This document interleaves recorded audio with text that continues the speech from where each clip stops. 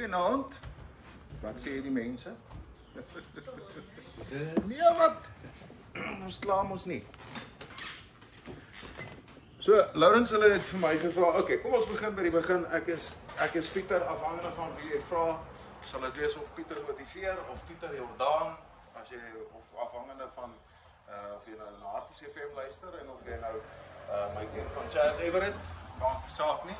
My ander mense ken my as heeltemal iets anders, dit maak nie saak. Die punt is dat ons almal kan verander. En vanaand het Laurens hulle vir my gevra, ek doen my selfverkenning toer hierdie jaar. En so ek praat 'n bietjie oor selfverkenning en hoe mense jouself leer ken. Ek het 'n interessante manier terug tot by die Here gevind later in my lewe. En ek het ook besef dat ek het 'n gawe om na stories te kyk as ook om dit te vertel. My stories is nie altyd linies nie, so probeer maar volg, maar wat ek gaan probeer doen vanaand is om vir jou 'n prentjie te skep van wat 'n mens met kreatiwiteit doen. Laurens hulle het gekies dat ek praat oor kreatiwiteit vanaand. En die voorbeeld wat ek daarvan gebruik is iets waarvan ek baie hou, wat mitologie is. Ek hou daarvan om na stories te kyk en dit op een of ander wyse te gaan ontleed, om iets daarvan uit te kan ontgin. Ons as moderne mense dink soms dat die oermense was heeltemal gek en dom, maar dit is eintlik glad nie die geval nie. Daar is ongelooflik baie betekenis in die stories wat ons lees, of dit nou mitologie is en of dit in die Bybel is, daar is baie simboliek daar agter, en as jy op die regte manier daarna kyk, kan jy eindelose stories daaruit ontgin, wat vir jou van baie waarde sal wees. Die voorbeeld wat ek gebruik vir kreatiwiteit is Hephaestus. So wat ek gaan doen is, ek gaan deur hierdie hardloop, en dan gaan ek vir jou 'n paar dinge vra. En dan, dit is toch 'n werkswinkel, en ek dink dat dis beter in Engels, ek kan dit nou nie in Afrikaans sê nie, I'm not going to speak at you, I'm going to speak with you. So dit is wat ek gaan doen. Hephaestus was 'n Griekse god gewees, en sy domein was vuur, smidwerk, metaalwerking, vakmanskap, vulkane en beeldhouwerk.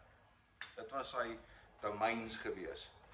En sy voorkoms word beskryf as hy was gebaard gewees en hy was gespierd gewees. Maar hier is die belangrike gedeelte daarvan is, hy was mank. Hy was misvormd gewees. Nou,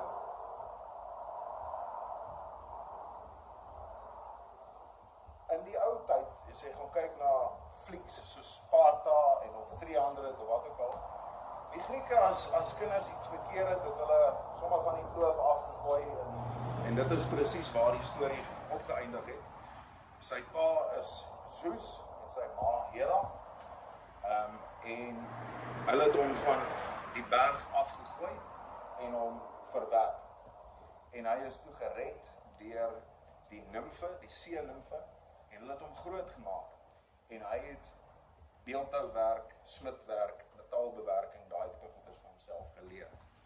Maar hy is verstoot deur Olympus. Die plek waar hy die koninkryk, die plek waar hy 'n tuiste kon gevind het. So toe het hy op 'n baie slim manier gegaan en homself toe nou weer teruggewerk daarin. Maar ek wil net gou met jou gesels rondom sy oorsprong. Ek het nou al klaar so 'n bietjie met jou gepraat oor die oorsprong en sy ballingskap. Maar hy keer dan terug na Olympus en hy skep 'n verskriklike mooi troon vir sy ma, Hera. Skep hy vir haar troon. En toe sy aan hom gaan sit, het hy haar gevangenis geneem in daai troon. Okay. En toe het hy begin onderhandel met Zeus en hy het vir hom gesê, ek wil terugkeer Olympus toe.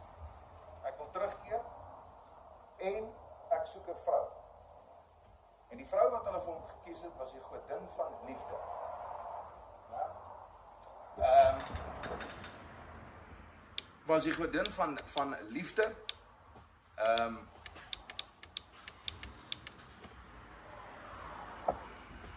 gou kyk hierso.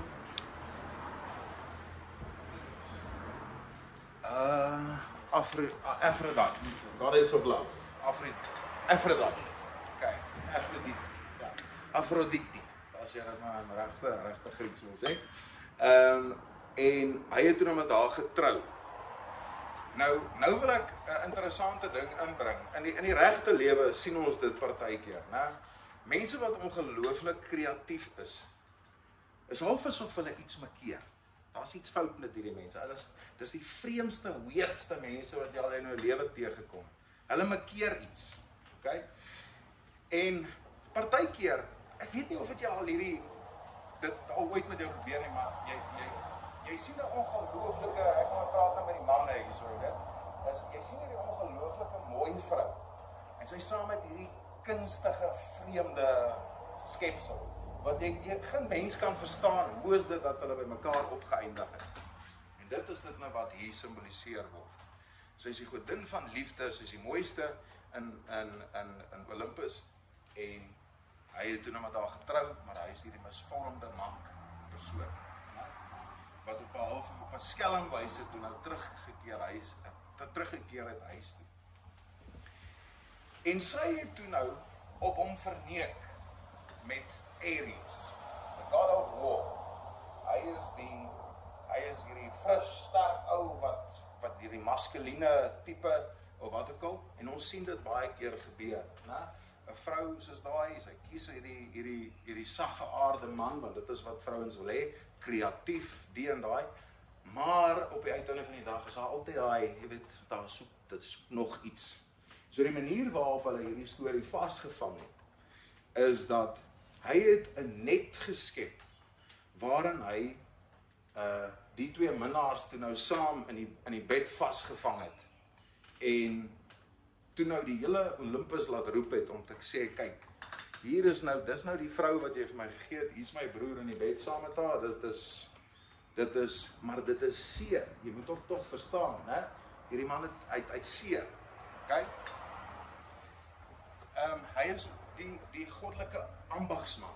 So met ander woorde, hy het Zeus se bliksemstrale gemaak en Achilles se wapenrusting, hy het Hermes se gevleelde helm het hy gemaak en ook dan natuurlik Eros se boog geskep, né? Die rede hoekom ek hierdie storie so vertel is dat ek het vroeër dat ek gesit vanmiddag hier en ek sit toe nou maar so 'n bietjie alleen en ek sit en nadink oor kreatiwiteit. Ek werk met baie kunstenaars, met sangers, daai tipe goedjies. En ons luister partykeer na 'n hartseer liedjie op die radio. En dit vang ons aandag vas. Dit vang ons trane vas en ons kan nie verstaan hoekom dit is nie. Dit is omdat die persoon, die skrywer van daai lied, gesit het met daai seer en iets mooi daaruit probeer skep het. Ek het seer, maar ek gaan dit oordra dat dit mense deel. Dit is om te sê dat ons seerste seer is die dinge wat vir ons die mooiste kan uit. Dit is die dinge wat ons vorm op die uiteinde van die dag.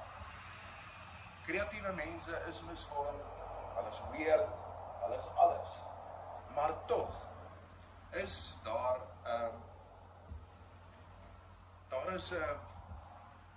dis 'n goddelike gawe om kreatief te kan wees. Want ons Skepper is ook, ons is uit modder gevorm, uit grond uit gevorm, saam. Hy het ons gemaak uit niks uit, en hy het ons so gevorm. Nou interessant genoeg, die storie gaan, dat Hephaestus was ook hy het ook gehelp, vir Zeus gehelp, om die eerste vrou te skep. Hy was ook 'n beeldhouer gewees. Beeldhoukunde was ook sy domein gewees. En hulle het toe Pandora geskep. Okay? En saam met Pandora uit hierdie klei het hulle erde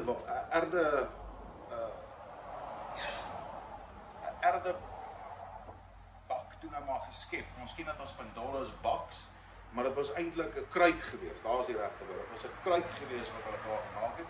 En al die wêreld se slegste dinge het hulle in hierdie ding verberg. Maar eendag het Pandora se nuuskierigheid die beter van haar gekry en sy het die deksel afgehaal. En toe het al die seer dinge, né, uitgekom en in die wêreld in versprei. Maar die enigste ding wat oorgebly het in die kruik was hoop. Dit is daai storie. En ek kan nie help om, dis nou 'n wye vergelyking, maar ek kan nie help om dit te kan vergelyk ook natuurlik met Adam en Eva se uitsmytery by Eden nie. Is ons moet hierdie swaar van die wêreld verduur op een of ander wyse. Op een of ander wyse moet ons dit vir onsself die moeite werd maak. Ons moet binne in onsself kan kyk om te sê, ek het hierdie seer in my, maar daar's iets hier binne. Daar's 'n rede. Wanneer ons seer het, is daar altyd hierdie stukkie hoop wat agterbly om te sê, hierdie was nie vir niks nie. Hierdie dinge gebeur met my vir 'n rede. Ek voel so vir 'n rede. Dit kan nie verniet wees. Ek kan dit nie glo nie. Maar ons begin vir onsself dinge vertel, soos byvoorbeeld, ag, dis nou maar die lewe. Jy weet, nee, dit is nie. Ja, die lewe is swaarker. Maar die idee is om mooi daaruit te kan uithaal en te kan ontgin. Dit gee ons 'n rede om aan te hou, om aan te hou vashou aan God se liefde, aan ons familie, aan ons vriende. Partykeer het ons dit nie eers nie. Ons het niks meer oor nie. Maar die klein bietjie hoop waaraan ons kan vashou, is dat hierdie dinge wat ek in my hart gedra het, my hele lewe lank, die dinge wat met my gebeur het, was nie vir niks gewees nie. Wat ek vir 'n oomblik wil doen is, en ek wil hierdie nou maar net 'n bietjie toets. Ek gaan met my boek gou verbykom, met 'n pen en papier. En dan wil ek hê, jy moet vir my jou naam op 'n stukkie papier skryf. Maar voordat ek veel verder sê wat ek daarmee wil doen, dus ek wil hê jy moet vir 'n oomblik net gou in stilte sit. Maak gou jou oë toe, net vir 'n oomblik. Sit in stilte. Maak jou verstand oop. Ek wil hê jy moet verstaan dat waar ons hier is jy veilig. Die mense wat hier sit, is nie daarop uit om jou seer te maak. Hulle is hier omdat hulle net soos jy so bietjie wil herstel, so bietjie hoop wil vind. Dink vir 'n oomblik vir die lewe wat jy geleef het, aan een woord wat negatief is, wat by jou vassteek. Wat is daai een negatiewe woord, die seerste seer, wat jy in jou lewe ervaar? Wat is daai woord?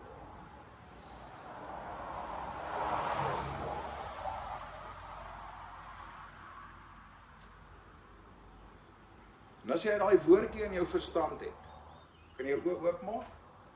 En dan sal ek begin. Dan wil ek hê, jy moet jou naam met daai een woord vir my net gou op papier neerskryf.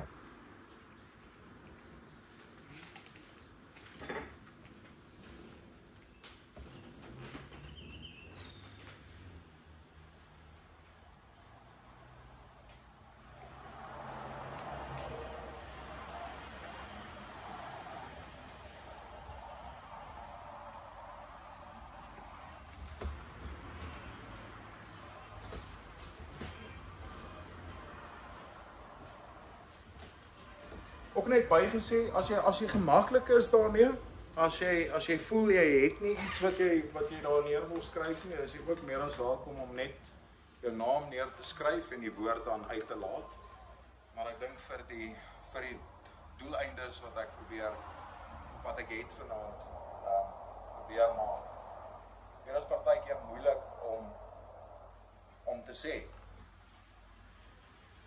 Jy weet? Maar dit is maar, ek dink, wat 'n mens moet probeer oorwin ook in jouself. Baie keer hou ons so vas aan ons seer. Ek praat vanoggend, en hierdie is nie 'n grap nie. Ek praat vanoggend met 'n ou, is my oud buurman.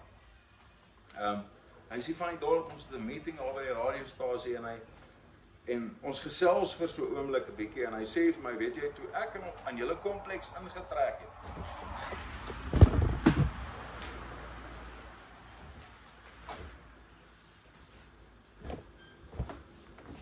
Toe ek in julle kompleks ingetrek het almal in die kompleks vir my gesê, "Haai ou is bevoeterd, jy moet nie naby daai ou kom nie." En jy kon dit in my gesig sien, want ek het my seer in my gesig gedra. Ek het so rondgeloop, ek het hierdie los my uit, moenie naby my kom. Maar eintlik het ek so seer, ek is so fyn gevoelig, dat wat ek probeer doen, is om vir jou te wys hoe macho is ek, sodat jy my sal uitlos, en dan hoef ek nie met jou te praat. Die mense wat ek in my lewe gehad het, dit was moeilik vir hulle om lief te wees van my. Dit was moeilik. Het is moeilik om lief te wees van my, want ek is moeilik. Ek is moeilik, ek het seer, ek wil dit nie met iemand deel nie, ek wil nie daaroor praat nie, ek wil net rondloop en vas. En op 'n dag het ek op 'n breekpunt gekom. En vir die eerste keer in my lewe het ek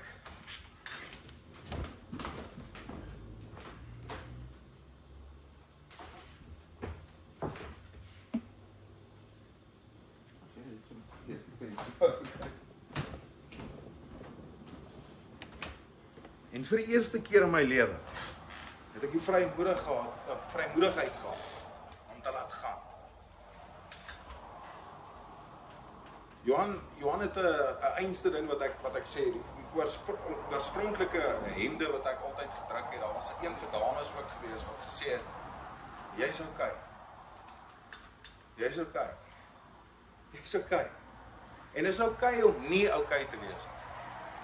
Ons het hierdie ding in ons koppe as gevolg van ons geskiedenis en waar ons vandaan kom en die mense wat ons groot gemaak het en ons voorvaders, dat ek kan nie sê as ek seer het.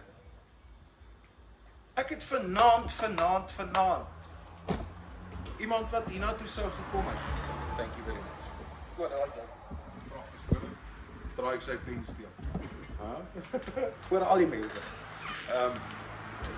Sê hy, ek het fisies pyn. Ek kan nie vanaand hier wees nie. Woord. Ek wil nie daai tipe vulnerability wys nie. Daai tipe kwesbaarheid. Toe ek laas jaar hierdie praatjies begin doen het vir die eerste keer en die toere begin reël het. Die eerste plek waar ek gepraat het was by in Pretoria Noord gewees. Mutual friend van jou handloppers, Dominic Kobus Jansen van Nieuwenhuizen. As jy op my website gaan vandag, is motiveer meer.co.za. Die raak opgaan, die eerste ding wat daar staan is, motiveer is 'n gebroke vlerk bediening. Dis die woorde van Dominic Kobus Jansen van Nieuwenhuizen. Hy het daai woorde gespreek 'n jaar en 'n half voordat ek ooit enigiets gedoen het. Hy het daai woorde oor my uitgespreek en ek het dit geglo. Ek het dit te harte geneem, want vir die eerste keer in my lewe het iemand vir my gesê, jy kan. Hierdie droom wat jy nou net aan my verduidelik het, doen dit. Doen dit. Maar ek wil so vashou. Nou moet jy begin laat gaan. Ek sal nooit die dag vergeet wat ek actually gekrek het. Ek het nog by 'n retailer gewerk, 14 ure 'n dag, ek was sielsongelukkig, ek was amper dood. Daar het nie 'n oomblik van die dag verbygegaan het wat ek nie gedink het, Het sou beter wees. Het sou beter wees as ek nie hier was nie. Het sou beter wees. Ek het net nie genoeg. Ek het net nie genoeg aan my om dit te kan doen.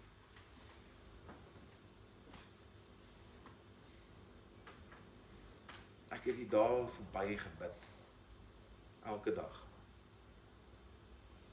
En ek sal nooit die dag vergeet nie. Die dag wat ek gebreek het. My stiefpa is oud, is dood toe ek was seker 13 jaar oud. Is 13 jaar oud toe my stiefpa dood is. Ek gaan nie eens hoop nie aan. Ek het nie baie liefde vir hom gehad. Geensins. Maar daai dag het ek so gebreek dat ek onophoudelik gehuil het, dat ek eventueel vir die mense gesê het, my stiefpa is dood. Ek kan nie, dis hoekom ek nie kan funksioneer nie, ek vir hom verskoon. Moes lieg. Wel, ek het dit maar so gevaar van, wel, hy is dood, ek net nie sê wanneer nie, maar hy is dood. En ek is hartseer vandag. Maar dit is wat gebeur het. Maar eintlik wat dood is daai dag, is die ou ek. Die een wat net eenvoudig net nie meer kon vashou nie. Jy weet, daar is daai prentjie wat ons almal al seker ernstig gesien het, van die hand wat die tou vashou, met die bebloede tou aan die bokant, want hoe langer ons vashou, hoe seerder raak dit. Tot jy op 'n dag breek, en dit kom uit op wyses wat jy dit nie kan beheer nie. En jy maak mense om jou seer, en jy maak jouself seer, en dit doen niemand enige goed. Nou,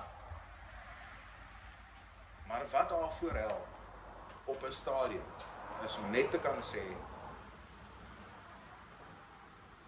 ek is nie okay nie. Die verligting wat daarmee saamkom, maak nie jou minder van 'n man nie. Inteendeel, jy het dit laas week vir my gesê ook, en ek glo dit. Ek glo dit, en dan gaan vir jou sê hoekom, ek het dit nie vir jou verduidelik laas week. Hoekom ek dit glo?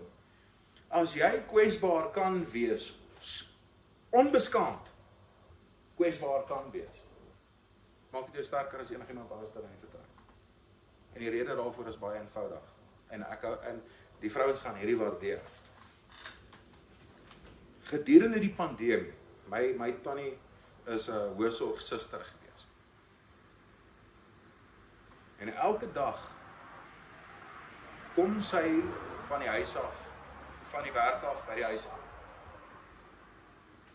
Sy kan nie aan haar familie raak. Sy is reguit in die stort. Bloedrooi as sy daar uitkom, want sy het haar so geskrob in die warm water. En sy is seker nou wat 40 minute daar. Maar haar wange is bloedrooi as sy daar uitkom. Daai is nie van die warm water. Sy kan in die shower huil waar niemand haar kan sien. Sy probeer sterk wees vir haar familie. En dan kom sit sy daar en sy probeer 'n bietjie tyd saam met haar familie spandeer. Maar jy kan sien sy is nie okay. Vrouens van natuur is empatiese mense, want hulle die moederlike instink al klaar in hulle. Ek sê vir mense altyd om die vergelyking te maak. 'n Man wat 'n hoë vlak empaat is op die normale vlak van enige ander vrou. Empatiese vrouens, hoë empatiese vrouens is so vir die charts. Jy kan dit nie verduidelik nie. Soos dis insane. Hulle kyk jou so op 'n myl af en hulle kan jou sommer so, wie is jy, waar kom jy van? Ek het al sulke mense ontmoet, is scary. Want hulle druk jou so, dis asof hulle vingers so reg deur jou brein druk. Nou? En ons mans hou daarvan om vrouens te kritiseer vir hulle emosionele toestand. Jy weet, hulle is altyd, jy weet, dan is dit die hormone, dan is dit daai tyd van die maand, en dan is dit en daai en wat ook al. Ons hou daarvan om dit te kritiseer. Maar wat ons nie in ag neem, is dat 'n vrou het al hierdie dinge wat sy aan haar hart en haar verstand verberg. En dan daag sy elke dag op met 'n gesig wat lyk of hy nie niks maak.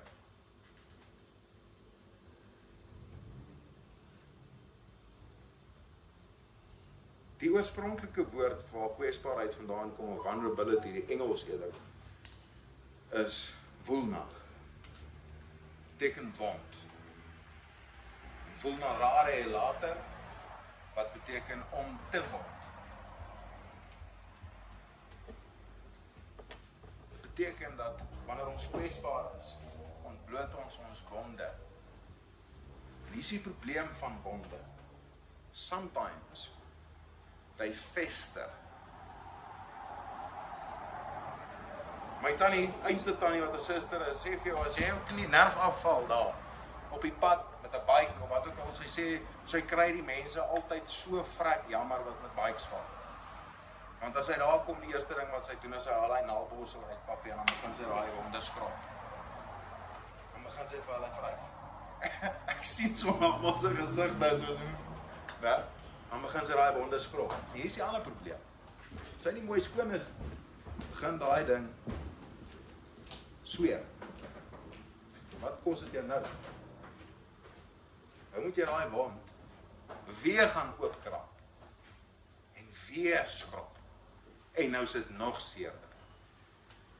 Want as hy pink so om hy roof kry, dan kan jy maar weet hoe gevoelig raak hy. Ja? En dit werk presies so met die seer wat ons ronddra. Ja? Maar kan jy nou imagine, as jy daai ding nou skoon gemaak het eendag, en jy sit daar met daai merk hier, en jy kan 'n storie vertel, dat daai letsel wat jy maak, met trots. Jy weet wat het jy deurgemaak, die persoon vir wie jy dit verduidelik weet. Jy kan dit nie oordra. Seer is seer is seer, jou seer lyk anders as myne, jou seer lyk anders as haar. Almal se seer lyk anders. Ja?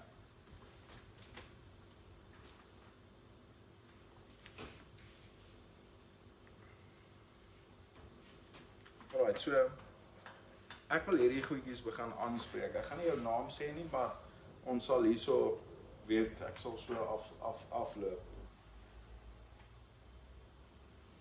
Alles is jou skuld.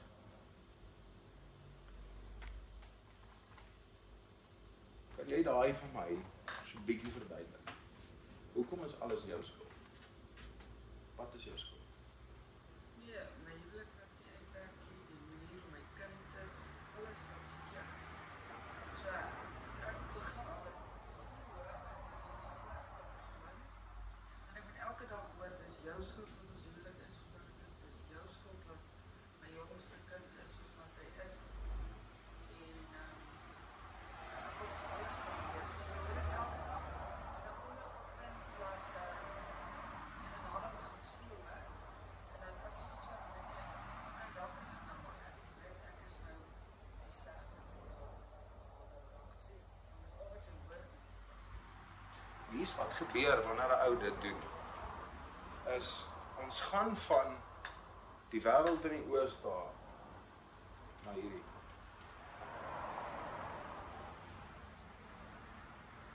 Dis my skuld. Ek is jammer. Sorry. Jammer. Dis waarheen dit gaan. Wat dit doen aan ons persoonlikheid op 'n tyd, is dat wat breek ons stadig maar seker af. Dis verskriklik om so te doen. Ek ken daai gevoel. Ek het 'n pa wat my so groot gemaak. My vertel dat jy's niks man. Stupid. Niks. Jy's niks, jy's stupid. Nou kyk jy, granted ek is die slimste ou in die wêreld. By all means. I get it. Maar dit maak my nie stupid. En dit maak jou nie reg. Dit maak hom nie reg. Maar ook, my hele lewe lank het ander mense dit ook vir my gesê. Oordeel. Judgment.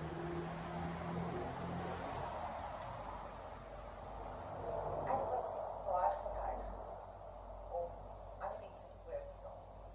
En mense het my geoordeel. Soos jy sê, kreatiwiteit wil stout idees. Ek hou van my tattoos.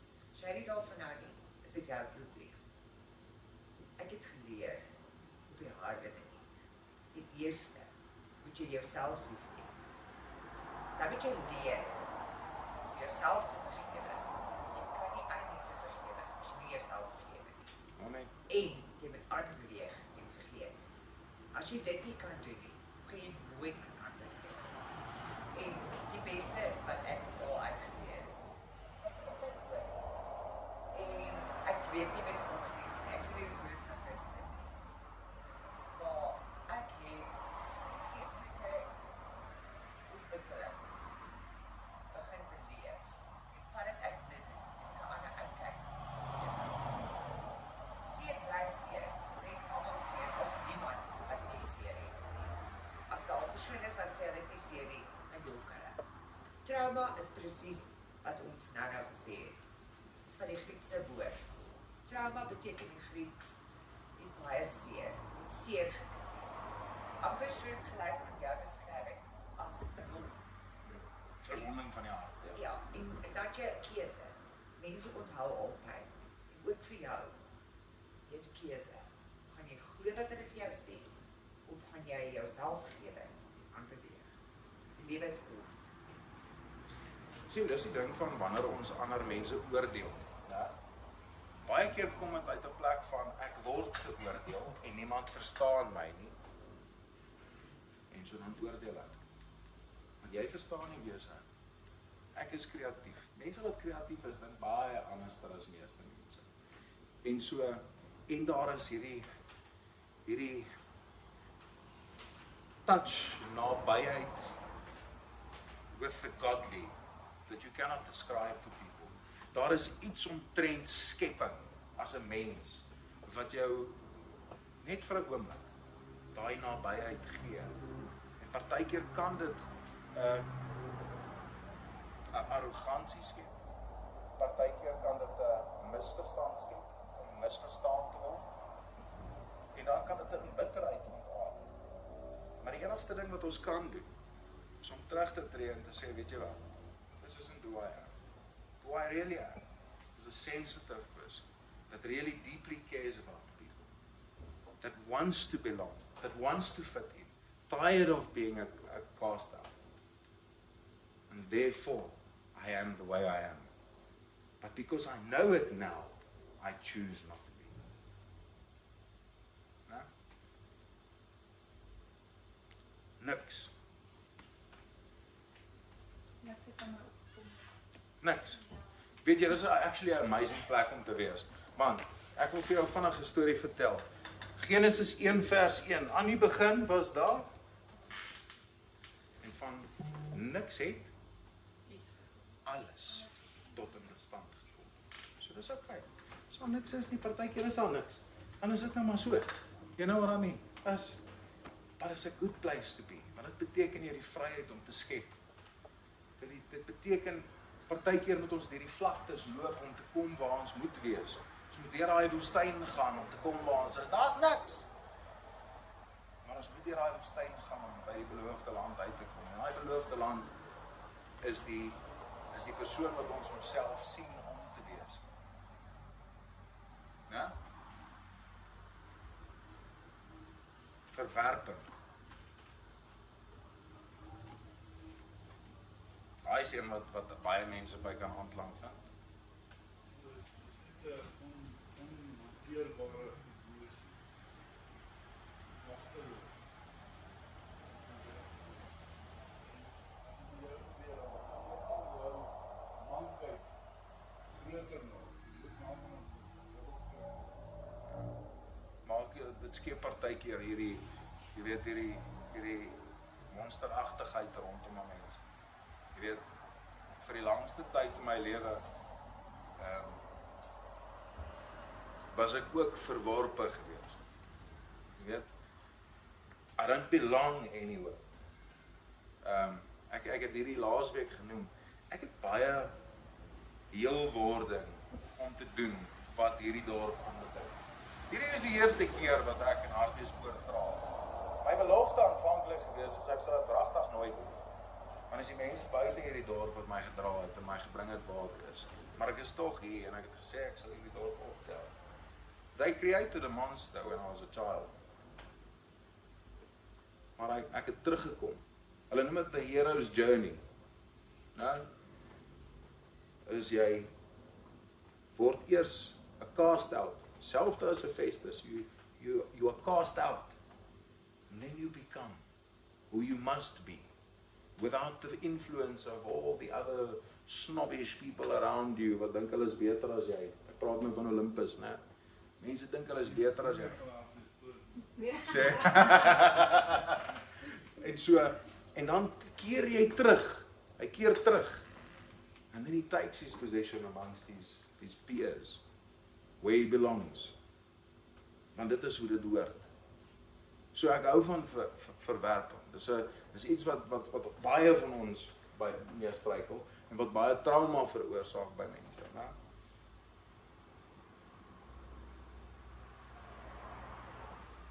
Pragtig, waar het ek net my wil opsit.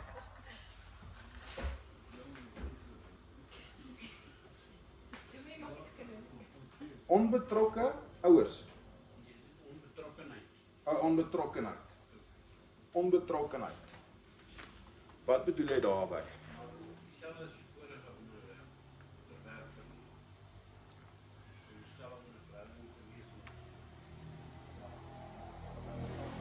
Ja, dit loop hand in hand daarmee saam, want onbetrokkenheid beteken ek stel nie belang. Ek stel nie belang. Jy's nie goed genoeg nie. Dis wat dit beteken. Wanneer mense ons daai gevoel gee. En so dit is 'n belangrike punt om te maak. Dis mense wat onbetrokke voorkom is onbetrokke. En partykeer moet ons ook besluit maak om te sê, is dit iets wat ek wil hê? Hoe spreek 'n mens dit aan? Hoe spreek 'n mens iemand aan wat besluit het, ek wil nie hier wees?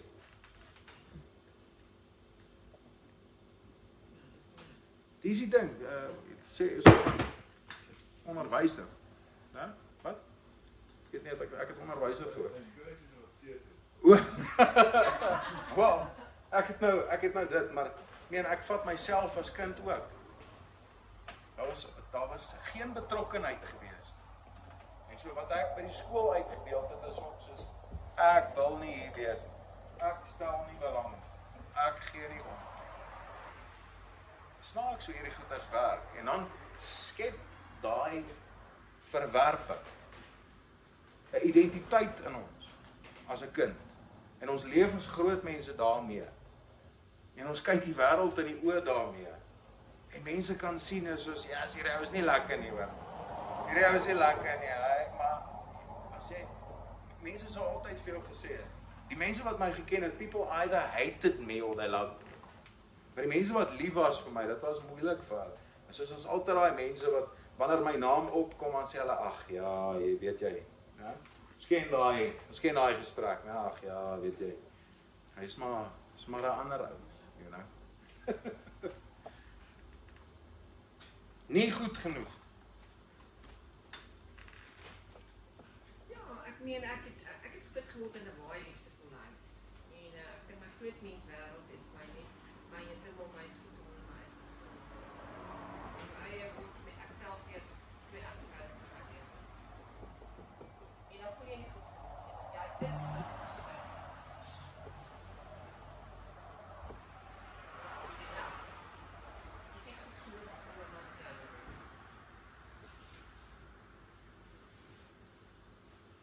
Is 'n moeilike een, weet jy. Jy het nou my verloofde ook ontmoet of nie, ja. Okay. So. Hy is 'n moeilike een om verby te kom, om nie goed genoeg te voel nie. Ja, is deel van verwerping. Weet jy wat is amazing? As die regte persoon oor jou pad kom. Ja. Jy voel nie meer nie goed genoeg. Want omdat ons nie goed genoeg voel nie, wat ons probeer uitbeeld in die wêreld is, ek is goed genoeg. Maar ek wil ook nie, jy moet voel asof jy nie goed genoeg is. En dit is 'n baie snaakse ding wat dit is uit liefde uit wat ons dit doen. Maar ons beeld dit uit en ons sê, ek voel nie goed genoeg nie, maar ek wil ook nie jy moet so voel. So ek gaan almal om my hanteer asof hulle goed genoeg is. And therefore people love you. En weet jy wat, dit is okay. Hier is die ding. Mense hou daarvan om te oordeel en dink dat ons is onbewus. Party mense is heeltemal oblivious, maar mense dink dat ons is onbewus.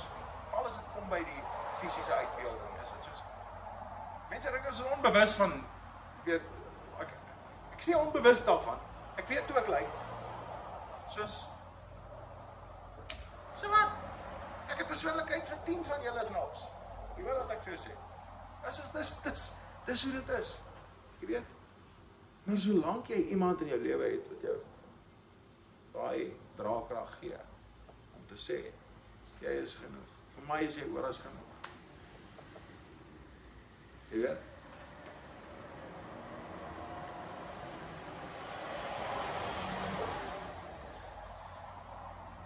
Hierdie raak nou weer aan dieselfde so bietjie, maar ons praat 'n bietjie oor sukses. Hoe definieer jy sukses? Ek dink, ja, dit is hansie kom af. As ek maar alles wat ek dink, geld is sukses, besittings en al die tipe van goede. Nou, as jy die see, as jy die dam, die tipe van dinge. Maar ek dink, meer as jy gelukkig is in dit wat jy doen, en jy's gelukkig getroud, so kan mense daar wees.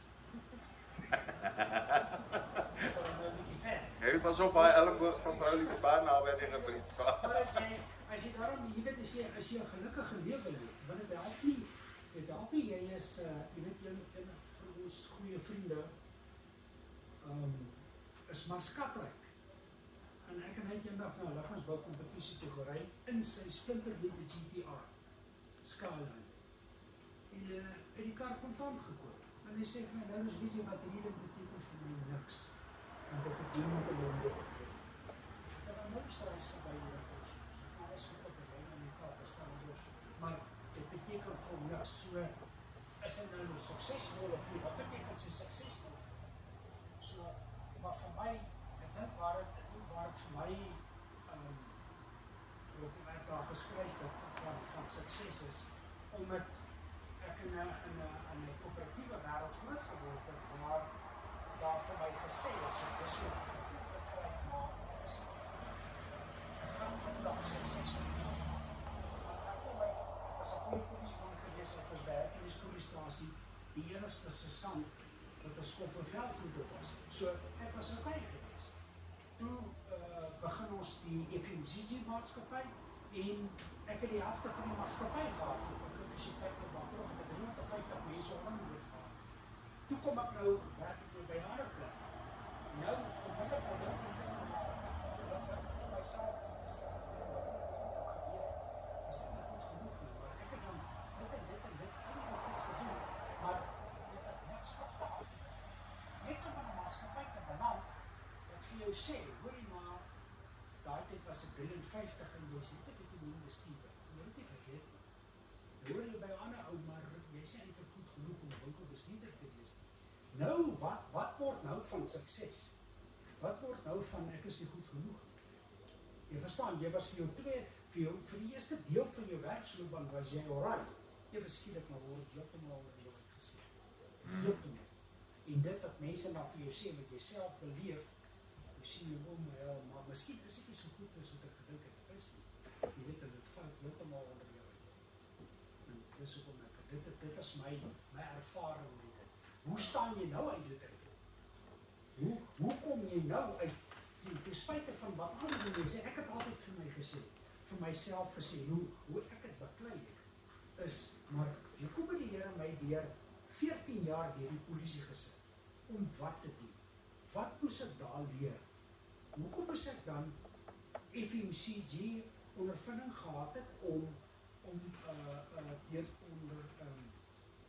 350 mense onder my gehad het? Hoekom moes ek deur al die goed gegaan het? Net om op die einde van die dag in 'n winkel te sit en daar's 5 mense wat aan jou rapporteer. Dit maak ons nie sin. Ek het dit net eenvoudig nie aanvaar nie. Here, ons het my tyd gemors nie. Hy het ook nie sy tyd gemors om my deur al daai goed te sit nie. Wat moes ek daar geleer het? Ek moes iets daar geleer het op die einde van die dag toegepas te word in my lewe vorentoe. Ek sou nie sê daar's iets beters vir my daar buite nie, want daar was definitief iets groters, iets anders wat ek al daai jare sal ondervind en kon gebruik het. En ek het ook altyd vir myself afgevra as ek nou, jy weet, so seer kry, jy sit daar op die hoek en jy, hoe moes jy opgevoed het? Ek het daarom nog al hergaan. Job het alles verloor. En toe kom sy vrou nog om sê, maar kyk hoe lyk dit? Kyk jy die seer? Nou ek het jy die seer gegee. Toe sê hy, maar as dit my God is op my die seer gegee, dit het my Here uit huis geneem. Kyk, hier is die ding, en dis 'n moeilike ding, want somtyds, omdat ons self nog nie die werk gedoen het aan onsself nie, laat ons toe vir ander mense om ons sukses te bepaal en hoe dit moet lyk. So selfde met die vitamines en goedes, soos daai ou het besluit, jy is nie winkelbestuurder materiaal nie, en in die domein wat jy is, die sukses wat jy kan behaal, is dit die sukses wat jy kan behaal. Dit kom jou nie toe nie, want jy pas nie in. Daarvoor glo jy dit, maar daai ou is besig om te bepaal hoe jou sukses moet lyk. Okay? Jy gaan van 350 mense na 5 toe. Hoeveel mense werk nou vir jou? Weet wat ek vir jou sê? Het gaan nie so seer oor hoeveel mense ons oor beheer het. Partykeer gaan dit oor hoeveel beheer het ons oor onsself. Om te sê, ek definieer hoe dit vir my lyk. Het ek 'n werk? Het ek 'n familie wat vir my lief is? Kan ek doen waarvoor ek lief is? Het ek tyd? Kan dalk nie op ek kan nie Kaap toe gaan en vakansie gaan hou nie. Ek kan nie. Ek kan. Maar dis okay. Dis die ding as ek my oë toemaak. Dis okay. Dis tevrede. Want alles sal na my toe kom met die regte tyd. Want ons is geneig om te vra wanneer, Here. Vra. Doen. Dis wanneer die dinge begin gebeur. Ons bepaal ons sukses, nie ander mense. Ja? Begrafnisse. Maar dit sal is, dat die allemaal sit, maar net op 'n ander manier begin. Dit ook 9 was, dus ek klaar die 6 groot begrafnisse in my lewe gehad. Dus die ouers, al die ouers en oupas, is allemaal weg. En wat dit doen is, dit los jou ook vir enigiets. En daai tyd dat die mense baie nodig het. En dan het daar allerlei ander invloede wat jy kan toekom. Want jy is nou nie, wat nie iemand wat rondom jou staan en kyk wat jy maak is. So dit was 'n rowwe tyd, en dit het ook ons het aan rowwe tyd gehad toe ons polisie gegaan het. Dit is daar nie changeover gewees. En toe begin die siklus van begrafnisse maar net weer. Dus daar weer 6 begrafnisse so goed nou in mekaar. So, baie van die dinge in die eerste deel van die lewe rondom haar begrafnis gegaan, besluite wat ek geneem het en goed wat ek gedoen het. En ek het nou eers die laaste, het my 'n klomp jare gevat om die ding te doen. Maar wat ek die eerste is, ek het nou vir 'n tyd lank 'n punt daarvan gemaak om niks negatiefs te praat. Dit is 'n fisiese effort. In ieder geval, ek praat net positief goed. En die invloed wat dit op ou se lewe het rondom hom, is massief. So die ene vraag en dan iets negatiefs skryf, dan is ek van vrou. En maak dit is begrawe en gehoor. Want dit doen vir niks. Nee, dit, al daai ding doen is, dit trek my daar in 'n plek en waar ek nie waar ek lankal was, ek het nie meer wil wees nie. En dan is daar, sluit maar aan by wat ons allemaal sê, is dat die oomblik as jy begin besef dat God het in elkeen van ons 'n gawe of 'n gift of 'n talent ingebou wat hy vir die res van die wêreld wil gee. Dit is nie vir jou nie. Dit is deur jou vir ander mense. Die oomblik as jy daarin begin besef, dan begin jy jou waarde besef. So ek is eintlik iets werd. En dit het my nou tyd gevat om dit uit te figure. Ek is nou daarmee besig. Gaan ek my geld elke dag hê. Maar as jy jou besig hou met die talent wat goed binne jou gesit het, om alle mense lewe beter te maak. Dan kom geluk en happiness en positiewe goed kom outomaties. En minder tyd jy spandeer aan negatiewe gesprekke met mense en gedagtes, hoe makliker raak jy dag op die einde. Dit raak binne 'n oomblik wonderlik. Maar ek dink, vir my om te gedeel met daai negatiewe goed het my 45 jaar gevat.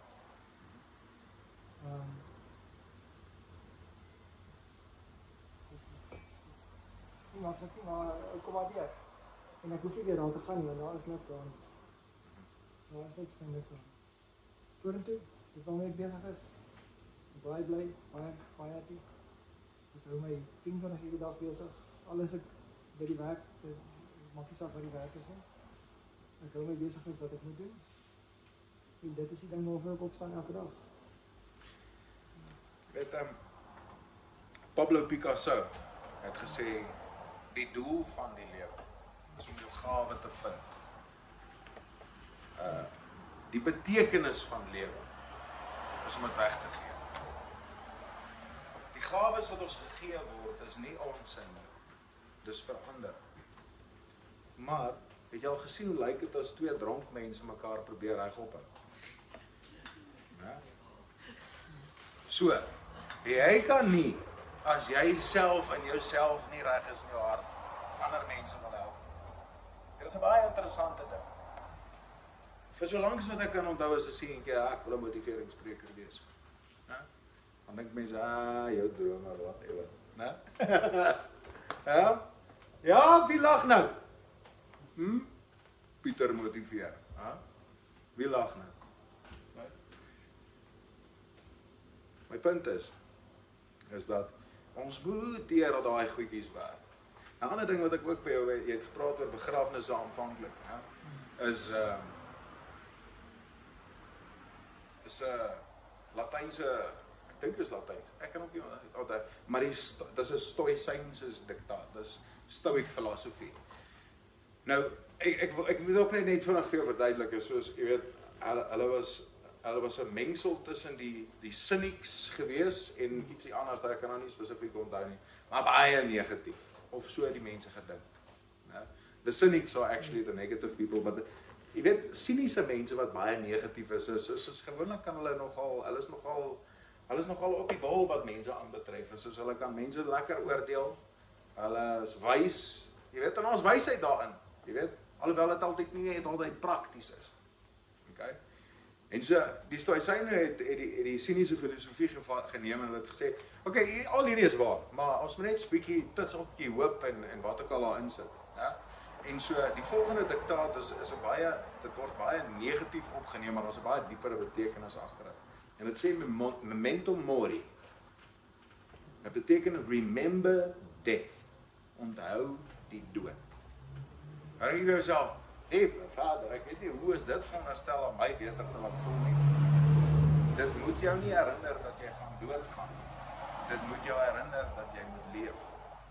Want dit is wat ons vergeet. Ons vergeet om te leef.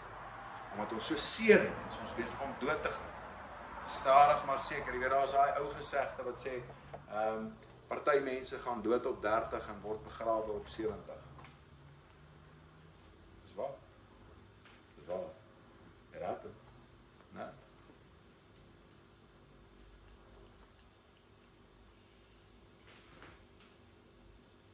Broer, wat staan hier, sê gou weer vir my? Chanka, wat is dit? Chanka. Wat is dit? Ons het in Birchley ingetrek in 1957, toen ek 10 maande oud. En daar was niks. De laaste dorp was Kempton Park, maar dit was 3 mijl ver weg. Eenmaal 'n week het ons ons aangetrek, ons gaan ons Kempton Park toe gaan doen ons bietjie shopping. Eenmaal 'n maand het ons na die Belfast en OK Bazaar en alles wat daar sie aankom, weet ek net. Ons OK Bazaar, Belfast om shopping te doen vir die maand. Dit was 'n baie geïsoleerd, daar was gebly was niks. Dit was plaas. En ons was dit was DLM Bouwer, Dirk Leon en Martiens. Een was die bouer, een was die argitek en een was die verkoopsman en ons was die eerste huis wat in daai hele woonbuurt gebou was, maar dit was net plaas, daar was niks. Dit was 'n baie secluded lewe. En as ek koop, Leeuwland getry, hy was op tikkies daai tyd het hy gestudeer. En so die kinders nou maar in die omgewing begin. En ek het 'n broer en 'n suster gehad. 'n Suster wat ouer as ek was en 'n broer wat baie ouer as ek was. En omdat sy 'n girl was, ons tyd mos gewoonlik die girls wat bietjie jonger as wou of so. So ek was altyd alleen gelos by die huis en ek kom so van, dat gaan uit. My ma het gesê sy wou motorcycle, bicycle en tricycle hê. Motorcycle, bicycle en tricycle. So ek was die tricycle gang. Maar ek het nie gehad om 'n tricycle nie. Ja. So, en dan gewoonlik op Vrydag of naweek en dan gaan hulle drags toe, hulle gaan Mango's toe, dit is soos Babsfontein, daar's musiek en hulle dans en party en braai en goeie. En dan sit jy daar. Agtergelaat, ja. En dan soos die timing dit nou maar wil hê, dan kom hierdie ou van Tikkies Universiteit af, dan kom hy nou vir die naweek huis toe. Stop hy nou met sy kar daar. En dan kyk hy my aan. Die spesifieke dag het ek hom nie gehoor of sien kon nie. En ek sit toe nou daar. En ek is toe nou hartseer. I'm lonely, I'm lonesome. En hy kom so by mense, hy stamp met my, hey, Chanka! En van daai dag het met daai ou het daai naam by my gestiek. As hy my gesien het, het hy my sê Chanka. En later in my lewe het goeie so gebeur dat ek kan nie kinders hê. En ek het so baie gehad om te gee wat ek wou deel met 'n seun en 'n dogter. Ek het baie ryk lewe gehad met die goeders wat ek gedoen het, wat ek bereik het en wat ek deel te neem aan goeders wat nobody te share het. En ek het daai ek Chanka binne toe, ek huil en ek treur binne toe. Want ek was nobody to share, nobody to pass it on. Ek gaan eendag sterf, ek het nie 'n kind te vertraai nie. En dis 'n shit feeling. Ek kan nie my bloed aangaan nie, ek het nie kinders nie, ek het nie kleinkinders. En toe het ek eendag tot die besef gekom, maar soos hierdie ding wat ons nou doen, daar's duisende kinders daar buite. Wat minder is as ek, wat ek gaan. En dit is hoekom ek doen al meer en meer aan hierdie projekte begin deelneem. Want nou word hulle my kinders. Ek deel nou wat ek kan en wat ek het met hulle, net om vir hulle vinnig in die prents te bring. Ons het 'n projek eenmal 'n jaar waar ons noem dit 'n children's flight. Dan kry ons laerskoolkinders tussen 6 en 13. En dan kry ons hulle bymekaar. Laas jaar was dit in Tempie Bloemfontein, hierdie jaar is dit op Wonderboom Lughawe. En as die 10de jaar wat ons dit doen, dan kry ons al die tehuise of die agtergeblewenes of die squatterkampe, dan probeer ons hierdie kinders bymekaar kry. Ons vat hulle na 'n vliegveld toe, ons maak 'n hanger of 'n groot tent, en ons kry die pick and pays en die hoopies en al die ouens om bydra te maak. En ons kry narre en ons kry intreepoppe op die tafel spesifiek en ons speel daai kinders vir 'n hele dag van 7 in die môre tot 3 in die middag. Ons maak musiek, ons dans met hulle kleer in, ons gee vir elkeen 'n T-hempie, hy kry 'n keppie, hy kry 'n goodie bag met klomp goedjies in wat hy kan huis toe vat. Maar die grootste ding, it might be a fleeting moment, but it's something that lasts a lifetime. Ons vat hulle om te vlieg. Ons het vliegtuie en helikopters. En ons het maar klein begin en so hier en daar, laas jaar is het Tempie gewees, ander jaar was dit hier by wat sy plek by te kreeg, op Balikraal, op Waaidesrij en so. Die jaar is het op Wonderboom, en is ons 10de reunie.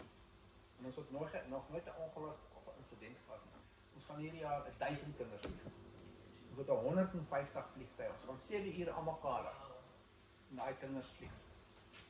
En daai gesiggies en daai uitgelaatheid as hulle in daai ding klim en daai gevoel wat hulle kry en weet hulle wil weer, weet hulle juig letterlik en as hulle daar uitklim en dat hulle is nou onseker hierdie hele ding, alles is vreemd vir hulle want hulle kom nooit uit nie, hulle gaan nergens nie, hulle doen niks nie, hulle kry niks nie, daar's nie 'n bietjie, hulle oogies is leeg, there's no hope, there's no tomorrow, there's no future, daar's niks. En dan kan jy vir daai een keer, kan jy daai dingetjie doen, en that thing lasts, daai ding gaan deal with it for a lifetime. En dit is wat ons besig om mekaar te doen. Dit is waar ek my nou uit. Dis aan die een kant. Maar aan die ander kant, dieselfde ding, aan 'n ander tyd van die jaar, doen ons wat ons noem die elders flight, die ou mensies. Want ons mense wat 60 en ouer is, wat nog vlieg. Wie van julle het al gevlieg? Dit nog nie gevlieg. Nog nie gevlieg. Okay.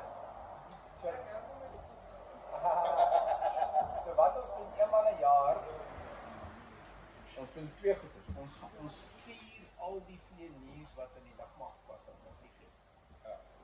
Ons vier hulle en ons probeer so ver moontlik dat hulle in een van die vliegtye wat hulle aangesien het in die lugmag, om hulle vir 'n vlug te vat. 2 jaar terug was ons op Brakpan vliegveld. En dan was ook mee, ons al 107. Ja. Daar nie, ek dink dit was in die 40 of die 50er jare, was Suid-Afrika het hulle 'n skwadron gehad wat in Korea geveg het, Noord-Korea en Suid-Korea geveg. En ons was deel van die Commonwealth, so ons het vir die Commonwealth het ons vlieëniers gevlieg. En hy was so 107 en ons het hom letterlik met 'n volk, ons het 'n sitplek gebou. En die vliegtuig, die Engelse Spitfires van Amerikaanse Mustangs. En ons het 'n ou in Suid-Afrika wat 'n Mustang. En hy het Mustangs gevlieg in Korea. En ons het 'n volklift gekry en ons het 'n harnas gemaak en hy is veilig, maar hy loop nog so. Ons het hom opgetel en ons het hom binne in die vliegtuig gaan sit en hy het nie Mustang gevlieg. En 'n week daarna op 107 sy weg. Ja. Jy sien so, jy is nou op cue daar, né? Want dit is waar ek wil heen gaan. Ek wil nog net nie allemaal hele aand by jou, maar die rede hoekom ek 'n Festus storie gebruik het vanaand, te sê dat hierdie donker in ons lewens is die kreatief waar dit vandaan, né? Vir 'n oomblik wil ek gou hê, jy moet daai woord kan al onthou wat het hulle neergeskryf. Sit nou vir 'n oomblik, maak jy oor toe. Ons gaan nou nie deur dieselfde deur hardloop nie, want ek kyk ook nou maar net na die tyd. Maar ek wil so vlugtig daaraan raak. Sit vir 'n oomblik, maak jy oor toe. Van daai woord, daai negatiewe woord. En dan vertel jy vir my of vir jouself 'n kort storieetjie wat opbouend is en positief uit daai ervaring of woord wat jy in jou verstaan.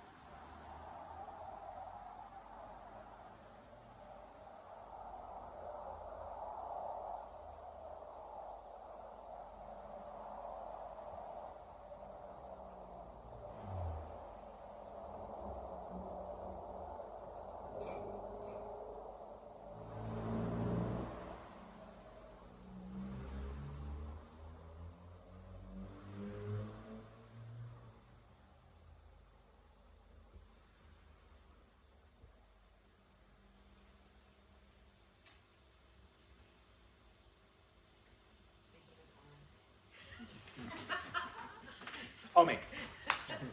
So, vinnig nou, like, ons gaan nou nie, jy weet, ek het allemaal 'n geleentheid gegee om vir 'n oomblik net 'n bietjie uit te pak en af te pak wat ek al, maar vir 'n oomblik, wat is iets moois wat jy kan neem van jou storie? Ek sal begin, né? Verworpenheid is iets wat by my baie aanklank vind. En dis 'n woord wat ek het 'n enkele woord antwoord. En dit is wel nie 'n enkele woord nie, maar kort. Ek hou van kort en kragtig. Dit is ek is genoeg. Ek is genoeg.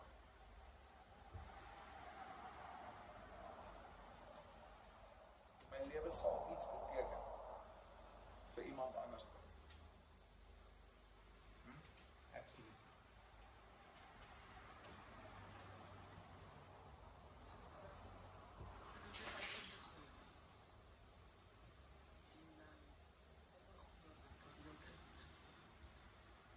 Dis altyd jou skuld.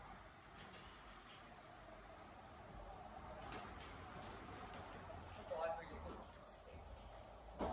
Baie eenvoudig. Dit leef nie net voor staan nie. Ek het hier gesien, ons leer te deel. Elke mens het seer. En ek hou van die dadigheid van die trots op my romans. En dan hou ek ook van non-animal cruelty societies. Did you do the help as mens seer? Ja, vra my kat doen wonders hoor. Ja. Ek hou van honde en wat ek al maar is te besig vir my en al die goedjies. Maar snaaks genoeg, my kat is net soos 'n blerrie hond. Want as ek by die huis kom, is hy onder my voete en hy's bo op my en hy's verby my. Soos as ek opstaan in die oggend en kat in my huis is net soos 'n hond. So ek kan net so wel 'n hond gekry het, maar ek het nou 'n kat in huis soos 'n hond. So jy het gesê niks nie. Ja, al wat ek aan kan dink is alles is nie niks nie. There we go. Alles is nie niks nie. Alles is nie niks nie. Exactly. Jy Anton? Waardevol. Ek is genoeg. Ek sê vir niemand waardevol. As ek nie vir my verlede iets was gewees, iets vir my kinders. Jy is iets vir wie jy nou is. Jy is iets vir wie jy nou is. En dis al wat saak maak. Ja. Laura? Ons sal beskryf ja, ek is nie goed genoeg nie. En maar as ek nou kyk my spesifiek wat jy gesê het, my verlede was ek my forceer om te gaan doen wat ek toch wel kan en sien, maar ek is goed genoeg. Ek denk dat ek hierdie baie huis begin, 'n koffiewinkel, wat ek eintlik wel net met koffie verkoop het, en dit was op ons nou. Dit het alles hier begin en dit wil ek al. Nou wil ek vir jou 'n curveball gou gooi. Wie is die ander mense wat die vingers gewys het? Weet jy waar is hulle? Nog steeds daar waar hulle was. Daar waar jy hulle gelos het. There we go. Hulle is nog steeds daar. Daar waar jy hulle gelos het. Selfde mense, selfde ervaring ek gehad. Daai selfde ou wat ek daar in Rustenburg gelos het 6 jaar terug is nog steeds daar. Shame. Ja, maar ek wil jou met 'n curveball gooi. Kyk nou na vanaand. En definieer vir my sukses. Wat is sukses? Maak dit saak hoeveel mense daar is. Maak dit saak of daar 2 of 6 of 8 of 9 mense is. As ek reg kan onthou, beteken is daar waar 2 of meer. Waar 2 of meer. Definieer sukses. Hierdie is sukses. Sukses gaan al hoe beter raak. Ja. Maar hierdie is nog steeds 'n sukses. Ons gaan met jou aflei. Jy het toe nou sommer klaar. Jy het toe nou mooi daar op my toe nou uitgekom daar. Jy het die positief toe nou sommer uit hom. Hoe lyk dit vir jou? Ja, ek maar eigenlijk dan kan zelf is dat eindelijk ik nodig had om alles myself te doen. Gewoon buiten